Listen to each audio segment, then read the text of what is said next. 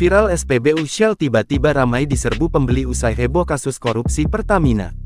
Tengah beredar video yang memperlihatkan sejumlah SPBU Shell tiba-tiba ramai diserbu pembeli viral di media sosial.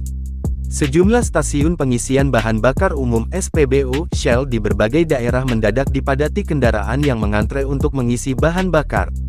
Video viral tersebut salah satunya diunggah oleh akun TikTok @yosuasep dan hingga kini telah ditonton lebih dari 5,4 juta kali tayangan. Dalam unggahan tersebut, terlihat antrean panjang kendaraan, baik mobil maupun motor, di SPBU Shell. Terlihat banyak pemilik kendaraan mobil sedang mengantre hingga ke jalan untuk mengisi bensin. Sontak saja unggahan tersebut pun, kini mengundang berbagai komentar warganet. Dalam kolom komentar akun Instagram resmi Shell pun tampak para warganet antusias. Diduga, fenomena ini muncul setelah kasus dugaan pengoplosan bahan bakar jenis Pertamax dengan Pertalite yang melibatkan oknum tertentu di Pertamina viral.